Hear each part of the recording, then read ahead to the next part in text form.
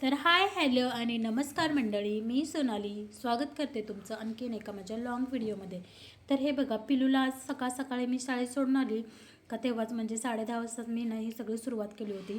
कारण खूप दिवस झालं हे मॅजिक सॉईलचं ते म्हणजे माती आहे ती एक प्रकारची, आणि ते आणून ठेवलं होतं, पण ते झाडं लावायचं तसंच राहून गेलं होतं.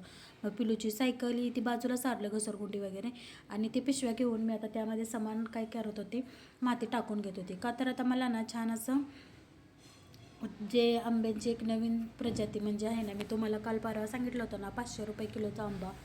तर त्याची झाडं मला रोपं तयार करायची आहेत आणि खूप एकदम क्वालिटी आहे तो आंबा. तर त्याच्यासाठी ना मी ह्या सगळ्या पिशव्या आहेत का नाही, बॅग, त्या तयार करत होती त्यामध्ये माती वगैरे टाकून. आणि ही जी माती आहे ना ती एवढी छान आहे या बॅगमधली, पिशवीमधली. ही मला वाटतं त्यांनी महिना झाला आणून ठेवले, पण आज करू उद्या करू, आणि कुया सुकत नव्हत्या, सुकल्या पण पाहिजे छान अशा. त्याच्यामुळं काय होतं, सुकल्यामुळं पटकन रोप पण तयार होतो. ओल्या कुया लावल्या तर बुरशी पकडते, आणि त्यावरून आपण पाणी होतो त्याला मातीत पुरतो. एकतर ऊन खूप जास्त आहे, टेम्परेचर जास्त असल्यामुळे मातीत त्याला पाणी सुटून सुटून ती कुया बुरशी चढते, म्हणून कुया पण सुकल्या नव्हत्या. तर आता छान अशा कुया सुकल्या होत्या. आता तुम्हाला सगळ्यात महत्त्वाची गोष्ट सांगू का, ज्यावेळेस आम्ही इथं टेरेसला कोळी सुकायला ठेवतो त्यावेळेस एक कावळा आहे ना, मला हसायला येतं, असं ती कोळीच उचलून घेऊन जातो. माझ्या अशा 3-4 त्यांनी कोया उचलून नेल्यात, आणि ते मी ह्यांना भांडून भांडून 500 रुपये किलोमधले आंबे आणायला लावले होते. 2-3 वेळा आणायला लावले होते. का तर ते असे 10-15 तरी रोपं त्याची तयार व्हावीत, मग गावाला जाताना नेहीला येतील बाबा लावायला गावाकडं. पण ते 2-3 कुया तर ह्यानेच पळवून नेल्या. मला कधी कधी ना असं वाटायला लागलं की त्याला खायला घातलेला पश्चाताप व्हायला लागला. कारण माझं पिलो आहे ना, त्याला घासातला घास देतं त्या कावळ्याला, तरी पण ते कुयाच पळवून न्यायचं. मला त्याचं खूप आश्चर्य वाटलं होतं कावळ्याचं. आणि इथून न्यायचं, आमच्या टेरेसवरनं न्यायचं आणि दुसऱ्या कुठल्या तर टेरेसच्या तिथं फेकून द्यायचं, म्हणजे त्याचा काहीच उपयोग नाही. तर अशी गंमत झाली होती. तर हे सगळं जे मॅजिक सॉईलची माती आहे ना, ते एवढी छान माती आहे ना, एकदम अशी आपण कोकोपीट वगैरे म्हणतो ना, त्यामध्ये ते मिक्स असते, केमिकल विरहित माती आहे ही. आणि सगळ्यात महत्त्वाची गोष्ट म्हणजे ही जी माती आहे का नाही, ती असलं कितीही टेम्परेचर असू द्या, नर्सरीत पण बघा हीच माती वापरली जाते. ती काय करते, झाडांच्या मुळं अशी आहे की नाही ओलावा धरून ठेवते ही माती, त्यामुळं आपलं झाड आहे की नाही सुकत नाही किंवा जळण्याची वगैरे भीती नसते, त्यामध्ये केमिकल नसतं त्यामुळं. तर आता ही सगळी माती मी या 4 बॅगमध्ये ओतून घेतली. वरती पण 3-4 झाडं आलेत, मी तुम्हाला मला वाटतं शॉर्ट व्हिडिओमध्ये दाखवले असतील.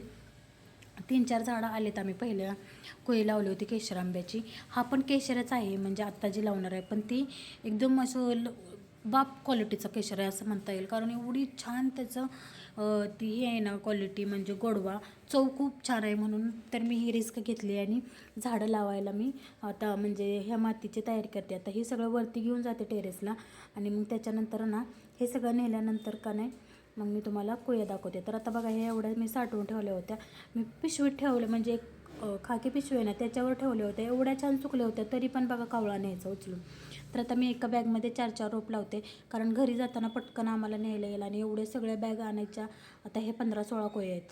तर एवढ्या सगळ्या कोयांसाठी वेगवेगळी बॅग, म्हणजे वेगवेगळी माती, हे हे उगवून का नाही 1 महिनाभर ठेवायचं इथं.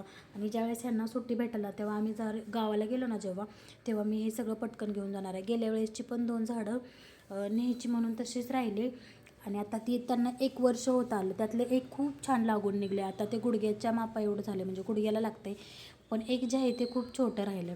तर आता ही जे आहेत ना, हे बघा, ही पहिले पाडव्याला किंवा त्याच्यानंतर आणलेले जे आंबे आहेत का नाही त्याची झाडं उगवून आले आहेत, खूप मस्त आलेत ही सुद्धा. मला तर वाटलं पण नव्हतं की येतील म्हणून. मग ह्यातली मला वाटते 5 झाडं उगवून आलेत पहिल्यातली.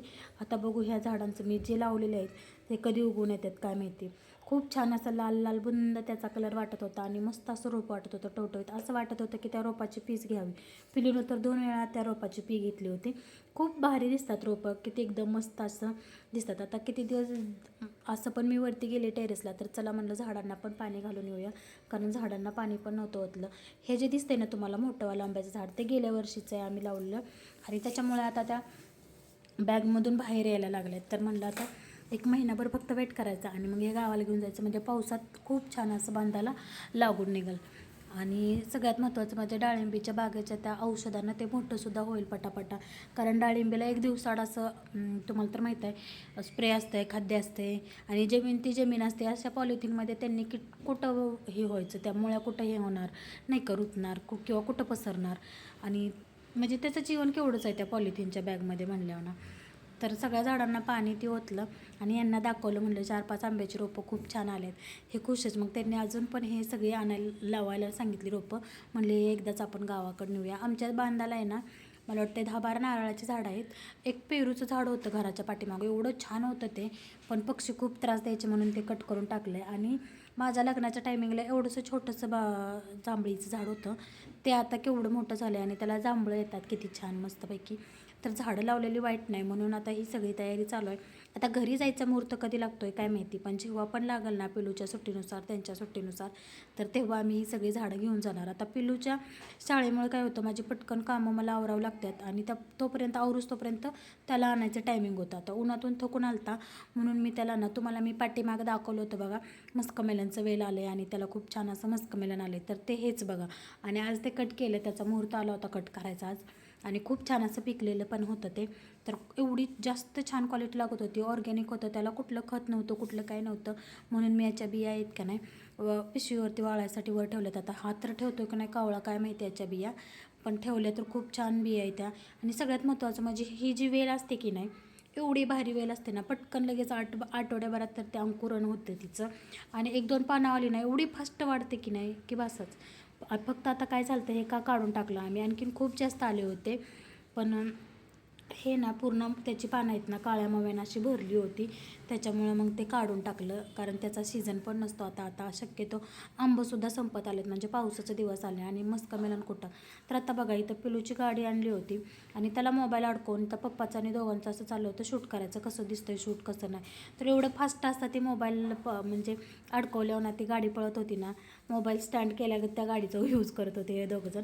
खूप मस्त असतं ती शूट पण करत होते फास्टमध्ये, म्हणजे फास्ट स्पीडमध्ये.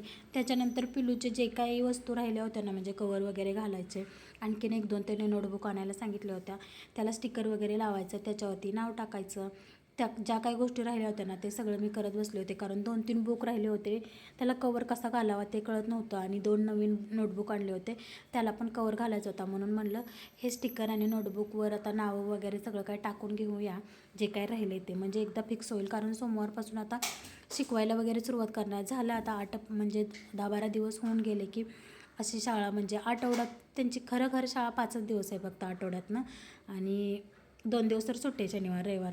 तर आता म्हणलं हे सगळं करून घ्यावं, कारण वेळ भेटला आहे तर. आणि भाजी एवढी जास्त होती ना मला नीट करायला, की खूप जास्त प्रमाणात भाजी होती. तर मी तुम्हाला भाजीचा डिटेल व्हिडिओ उद्या शेअर करीन, एवढी सगळी भाजी का आणली होती आणि कशासाठी आणली होती. तर पिलूचं जे पण काही वह्याही राहिले होते ना, तर त्याला कवर वगैरे घालून घेतलं. आणि आता प्रत्येक पालकाची हीच धावपळ आहे की आपल्या मुलाला पटकन जे काही साहित्य आहे शाळेचं ते घ्यायचं, आणि मुलांची सुद्धा तीच धावपळ आहे, मला हे नवीन घ्यायचं, कंपास नवीन घ्यायचं, बॅग नवीन घ्यायचे, सूज नवीन घ्यायचे, बॉटल नवीन घ्यायचं.